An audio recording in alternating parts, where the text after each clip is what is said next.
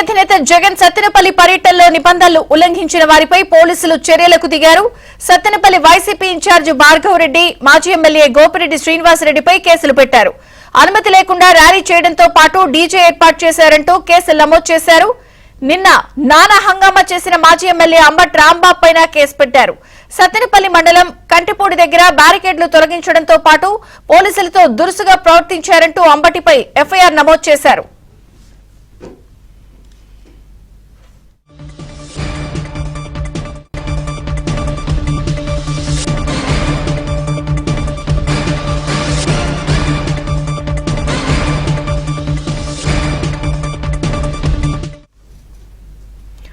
మరోవైపు జగన్ పర్యటనలో ఫ్లెక్సీలు పట్టుకుని బెదిరించిన వైసీపీ కార్యకర్త రవితేజను పోలీసులు అరెస్ట్ చేశారు. తాళ్లూరు గ్రామానికి చెందిన రవితేజను అదుపులోకి తీసుకుని నకరికల్లు పోలీస్ స్టేషన్ కు తరలించి ప్రశ్నిస్తున్నారు. సత్తెనపల్లి టీడీపీ నేతలు తెలుగు మహిళల ఫిర్యాదుతో రవితేజపై కేసు నమోదు చేశారు.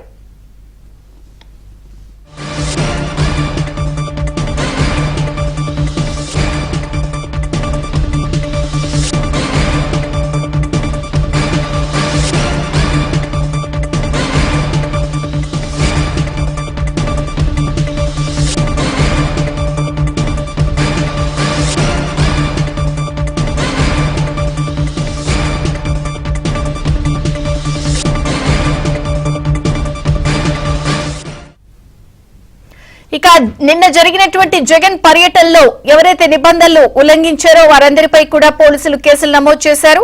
పూర్తి వివరాలు సాంబశివరావు అందిస్తారు లైవ్ లో. సాంబశివరావు. విజయచంద్రిక, జగన్మోహన్ రెడ్డి సత్తెనపల్లి పర్యటన సందర్భంగా నిబంధనల ఉల్లంఘనలపై కూడా పోలీసులు చర్యలు ప్రారంభించారు. జగన్మోహన్ రెడ్డి సత్తెనపల్లి మండలం రెంటపాల పర్యటన కోసం వైసీపీ వారికి పోలీసులు కేవలం జగన్మోహన్ రెడ్డి క్యాన్వాయ్తో పాటు అదనంగా 3 వాహనాలు 100 మంది వైసీపీ నేతలు కార్యకర్తలకు మాత్రమే అనుమతిస్తున్నామంటూ పల్నాడు జిల్లా ఎస్పీ పదే ప్రకటనలు చేసి మీడియా ద్వారా సమావేశాలు చెప్పి వైసీపీ వారికి కూడా నేరుగా చెప్పినప్పుడు కూడా నిన్న వందలాది వాహనాలతో వేలాది మందితో దారి పొడవున తాడేపల్లి నుంచి రెంటపాల వరకు వైసీపీ అల్లరి మోకలు వేరంగం సృష్టించిన దానిపై కూడా పోలీసులు చర్యలు చేపట్టారు. ఇప్పటికే సత్తెనపల్లి పట్టణం, సత్తెనపల్లి రూరల్ పోలీస్ స్టేషన్లో పలు కేసులు నమోదు చేశారు. నిన్న జగన్మోహన్ రెడ్డి పర్యటనలో ప్లకార్డులు ఏదైతే ప్రజలను బెదిరించే విధంగా కూడా రఫా అంటూ కూడా రేపు మేము వస్తే గంగమ్మ తల్లి జాతరలో వేటలు నరికినట్టు నరుకుతామంటూ కూడా ప్లకార్డులు ప్రదర్శించిన కొంతమందిని గుర్తించి వారిని అదుపులో తీసుకునే ప్రయత్నం చేస్తున్నారు. దీనిలో భాగంగా 88 తాలూరు చెందిన రవితేజాని ఇప్పటికే సత్తెనపల్లి పోలీసులు అదుపులో తీసుకొని విచారణ చేస్తున్నారు. ఇక మరోవైపు రాజారెడ్డి రాజ్యాంగాన్ని మరొకసారి తీసుకొచ్చి అమలు చేస్తామంటూ కూడా రాజారెడ్డి ఫోటోలతో వేరంగం సృష్టించిన సత్తెనపల్లి పట్టణానికి చెందిన బాజీ అనే ఒకడు కోసం కూడా గుర్తించి అతని కోసం కూడా పోలీసులు గాలిస్తున్న పరిస్థితి అయితే ఉంది. ఇక అనుమతి లేకుండా డీజేలు పెట్టి సత్తెనపల్లి పట్టణంలో ర్యాలీ నిర్వహించిన నర్సాపేట మాజీ ఎమ్మెల్యే గోపిరెడ్డి శ్రీనివాసరెడ్డితో పాటు సత్తెనపల్లి వైసీపీ ఇన్ఛార్జిగా ఉన్న సజ్జల సుధీర్ భార్గవరెడ్డిపై కూడా మరొక కేసు నమోదు చేశారు. ఇక బార్కెట్లు ఎవరైతే సామాన్య ప్రజానీకాన్ని వైసీపీ కార్యకర్తలను నియంత్రించేందుకు పోలీసులు ఏర్పాటు చేసిన బారికేడ్లను తోసివేసి పోలీసులపై కూడా దౌర్జన్యంగా ప్రవర్తించి వారిపై కూడా అనుచిత వ్యాఖ్యలు చేసిన మాజీ మంత్రి అంబటి రాంబాబుపై కూడా 2 కేసులు సత్తెనపల్లి రూరల్ పోలీస్ స్టేషన్లో నమోదు చేయడం జరిగింది. అంబటి రాంబాబు బారికేడ్లను తోసివేసిన సందర్భంలో ఒక కానిస్టేబుల్కు గాయాలు కావడంతో కూడా అతను ఇచ్చిన ఫిర్యాదు మేరకు ఓ కేసు నమోదు కాగా పోలీసులు విధులకు ఆటంకం కలిగించారంటూ కూడా మరొక కేసు అయితే నమోదు చేయడం జరిగింది. మొత్తంగా జగన్మోహన్ రెడ్డి సత్తెనపల్లి పర్యటనలో సామాన్య ప్రజానికానికి ఇబ్బందులకు గురిచేసి ఆర్టీసీ బస్సులను అడ్డుకోవటం, ద్విచక్ర వాహనాలపై వెళ్లే వారిని అడ్డుకోవటం కూడా చేయటం, పోలీసు వాహనాలు కూడా ఎక్కి వైసీపీ జెండాలు పట్టుకొని చిందులు వేసిన పరిస్థితి అయితే ఉంది. టోటల్ గా జగన్మోహన్ రెడ్డి పర్యటనలో వైసీపీ అల్లర్లకు సంబంధించి మనతో పాటు మాట్లాడేందుకు సత్తెనపల్లి జనసేన నేత ఉన్నారు. సార్ చెప్పండి, నిన్న వైసీపీ అల్లరి మోకలు చేసిన వేరంగాన్ని చూశారు, ఎలా చూస్తారు మీరు? ఇది అత్యంత పాచనీయం అండి. ఎలా అంటే ఒక నాయకుడికి గవర్నమెంట్ ఒక పర్మిషన్ ఇచ్చింది, తనతో పాటు ఒక 3 కార్లు 100 మంది వాడికి వెహికల్స్ అని ఇచ్చింది. నాయకుడు పరామర్శించడానికి రావడానికి ఆ కుటుంబం బాధలో ఉంటే తన వ్యక్తిగత బాధను వెళ్ళబుచ్చి ఆ కుటుంబానికి అండగా నిలబడతాం, పార్టీ పరంగా మీకేం కావాలన్నా అండగా ఉంటామని తెలియజెప్పాల్సింది పోయి ర్యాలీ పెట్టుకొని గజమాలను పెట్టుకొని పెద్ద ఎత్తున బాంబులు పేల్చుకుంటా డీజల్తో వాళ్ళు చేయాల్సినంత అరాచకం చేసి ఒక నాయకుడు పరామర్శించడానికి పోయేటప్పుడు ఎలా ఉండాలి, బాధతో వెళ్ళాలా. ఇతను ఆనందం ఎలా పొందుతాయంటే ఇప్పుడు మీరు మహేష్ బాబు సూర్య సినిమా ఉంది, ఆ విలను చనిపోయినప్పుడు పక్కనే ఉండి వాళ్ళు ఎలా ఏడుస్తున్నారని ఆనందపడతా ఉంటాడు.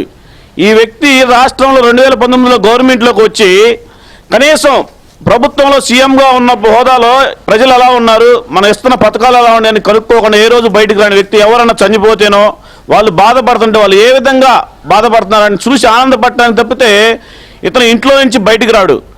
ఈ రాష్ట్రంలో ప్రభుత్వం కోల్పోయినాక ఏమి చేయలేని దిక్కులేని స్థితిలో ఇలాంటి కార్యక్రమాలు ఓదార్పు యాత్రని తన తండ్రి చనిపోయినప్పుడు ఏ విధంగా అయితే ఓదార్పు యాత్ర పెట్టుకున్నాడో మనిషి బాధలో ఉన్నప్పుడు పిలిపించుకొని ఇంటికి మాట్లాడటం లేదా వాళ్ళ ఇంటికి వ్యక్తిగతంగా వెళ్ళి పార్టీ మీకు అండగా ఉంటుంది, నాయకుడు కానీ అండగా ఉంటామని చెప్పాల్సింది పోయి నాయకుల్ని రెచ్చగొట్టి విద్వేషాలను రెచ్చగొట్టి పోలీసుల మీద నిందలు వేసి మా మాజీ మంత్రివర్యులు ఉన్నారు అంబటి రాంబాబు గారు, ఆయన బారికేడ్లు ఇస్త్రీస్తున్నాడు. మన ఈ మధ్య రీసెంట్గానే అరణ్యపేట పట్టాపురం బ్రిడ్జి మీద మాటనే మాట్లాడలే కానీ ఏ డాష్ పీక్కుంటారని ఒక మంత్రి, మీ మంత్రి గారు జగన్మోహన్ రెడ్డి గారు మీరు చేసిన అరాచకాలు మీ మంత్రి గారు. నిన్న సత్తెనపల్లిలో వైసీపీ కార్యకర్తలు కొన్ని ప్లకార్డులు పట్టుకున్నారు. రాజారెడ్డి రాజ్యాంగాన్ని మళ్ళీ తీసుకొస్తాం, రేపు గంగమ్మ తల్లి జాతరలో బలిచ్చినట్టు కూడా రపరపమని తలను నరికేస్తామంటూ కూడా రకరకాలమైన జనాన్ని భయభ్రాంతులకు గురి చేసే ప్లకార్డులు పట్టుకుంటుంటాన్ని ఎలా చూడొచ్చు వైసీపీ కార్డును?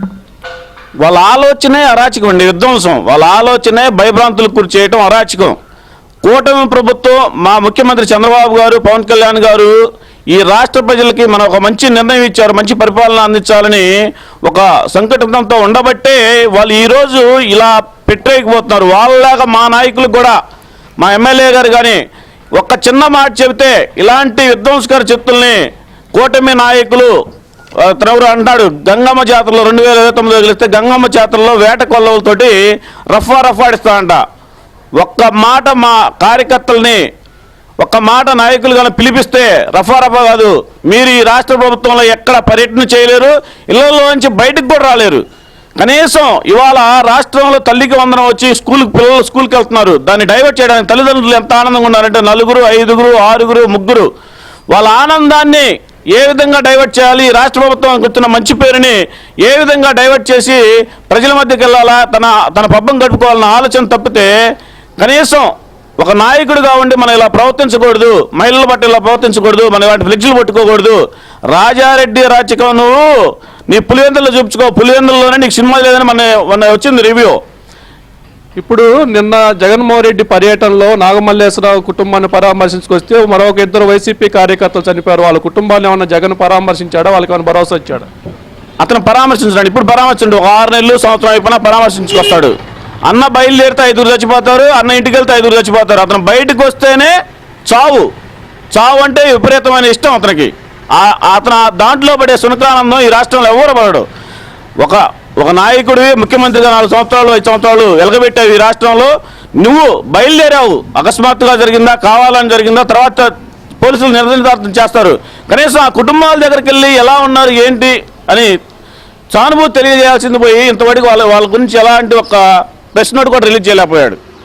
ఇది మొత్తానికి జగన్మోహన్ రెడ్డి పర్యటనలో నిన్న సత్తెనపల్లిలో వైసీపీ అల్లరి మోకళ్ళు వివాదాస్పదమైన ప్లకార్డులు పట్టుకొని అక్కడున్న స్థానిక ప్రజలను, ద్విచక్ర వాహనదారులను, ఆర్టీసీ బస్సుల్లో వెళ్ళే వారిని కూడా ఇబ్బందులకు గురిచేసి ప్రతి ఒక్కరిని బెదిరించే ధోరణి కూడా రేపు మేము ప్రభుత్వంలోకి వస్తే గంగమ్మ తల్లి జాతరలో వేటలు బలించినట్టు రపరప తలలో కోసేస్తామంటూ కూడా వారు బెదిరింపు చేసే వారిపై కూడా పోలీసులు చర్యలు ప్రారంభించారు. ఇక జగన్మోహన్ రెడ్డి నిన్న పర్యటనకు వచ్చిన సందర్భంలో వైసీపీ కార్యకర్తలు 2 చనిపోతే కనీసం వారిని కుటుంబాన్ని పరామర్శించకపోవడం దారుణం అంటూ కూడా తక్షణమే ఆ కుటుంబాలను పరామర్శించి ఆ కుటుంబాలకి పూర్తి స్థాయిలో జగన్మోహన్ రెడ్డి న్యాయం చేయాలంటూ కూడా సత్తెనపల్లి కూటమి నేతలు, జనసేన పార్టీ నేతలు అయితే డిమాండ్ చేస్తున్నారు. మరి జగన్మోహన్ రెడ్డి ఇక పర్యటనలో ఇప్పటికే 2 గుర్తించారు. 88 తాలూరు చెందిన రవితేజ, అదేవిధంగా సత్తెనపల్లి టౌన్కు చెందిన బాజీని గుర్తించారు. రవితేజను అదుపులో తీసుకొని మాజీ కోసం గాలింపు చర్యలు చేపట్టారు. మరోవైపు అంబటి రాంబాబు పైన కేసులు నమోదు చేశారు.